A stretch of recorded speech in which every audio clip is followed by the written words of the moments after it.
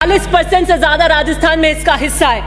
गजब की social engineering कर रहे हैं और 6 महीने बाद हम चुनाव में जाना चाहते हैं। यहां सितमगरी के तरीके सिखाए जाते हैं, यहां सितमगरी के तरीके सिखाए जाते हैं। निगाहें उठती नहीं, खम उठाए जाते हैं। मैं मुख्यमंत्री जी से अनुरोध करूंगी कि दिस रिवेंजफुल एटीट्यूड, क्योंकि मैंने आपके आतंकी की उस उपाधि की और नाते की उस वक्तव्य की निंदा करी तो वहां पर जेडीसी मेरे ओसिया की 44 सड़कों को रातों रात मना कर देता है। This political revengeful attitude, let the Rajasthan see it, कि अगर मैं सही पर सही खड़ी होकर अपने दल के लिए, अपने समाज के लिए, मंजू जाट हमारे समाज का गौरव है, वो वीरांगना, अभी जाट महाकुंभ हुआ था, नहीं सुनेंगे हम इस तरीके की प्रथा।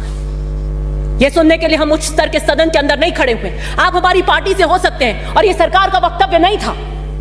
सरकार का वक्तव्य इतना था कि कब कब एफआईआर हुई और कब कब हमने अरेस्ट किया।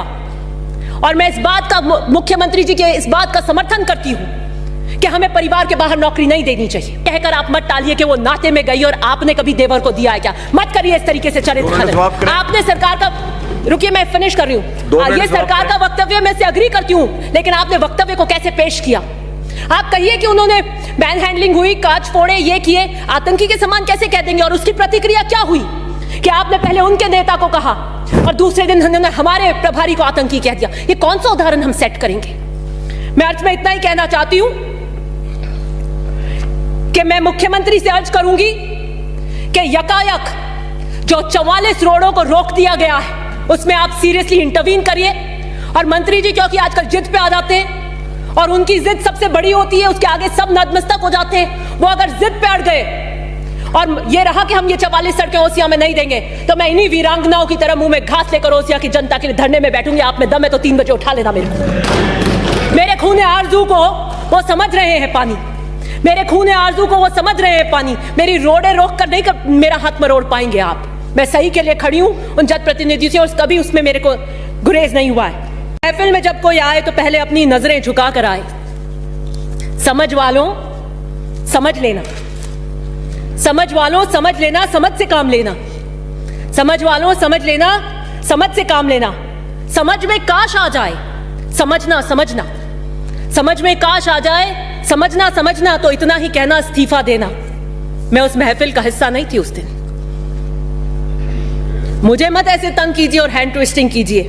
मैं तो 20 में भी अपनी जगह थी, 23 में भी अपनी जगह थी, आज भी सही जगह खड़ी हूं। Somebody who is a convict begging for mercy can be the minister।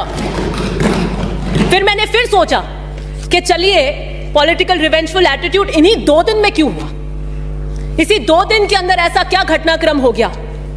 तो मैंने पूछा, अर्ज करी बंदे परवर से, मैंने अर्ज करी बंदे परवर से, क्यों सितम ढा रहे हो हम पर। मैंने अर्ज करी बंदे परवर से, क्यों सितम ढा रहे हो हम पर। बात सुनकर हंसकर मुस्कुराकर वो बोले, हमसे टकराना मना है। मैंने भी मुस्कुराकर कह दिया, गलत में हां से हां मिलाना मेरी विरासत नहीं है।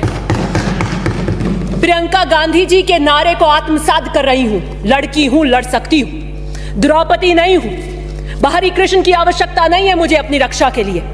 मैंने 10 साल जबर के अंधेरों में जिंदगी गुजारी है। मैंने 10 साल दोजख पे सजदे किए हैं। इस धरती पे दोजख का नाम कारागृह को कहता है, उसी कारागृह पे मैंने 10 साल सजदे किए हैं। मैंने कांटों से नहीं, फूलों से धोखे खाए हैं। मैं सहारों से धोखा खाई हूं, अब सहारों से बच के चलती हूं। मैं राजस्थान, इस मर्दों के प्रदेश में महिलाओं की और वीरांगनाओं की दबंग आवाज बनकर गूंज रही हूं। मेरा दोष क्या है, मेरा दोष क्या है, मेरा दोष क्या है, मेरी वारदात क्या है। मेरी वारदात कुछ भी नहीं, मेरी वारदात कुछ भी नहीं। सब बजा लेंगे आप, नहीं बोले। मेरी वारदात कुछ भी नहीं। हाँ थी, नहीं मेरी वारदात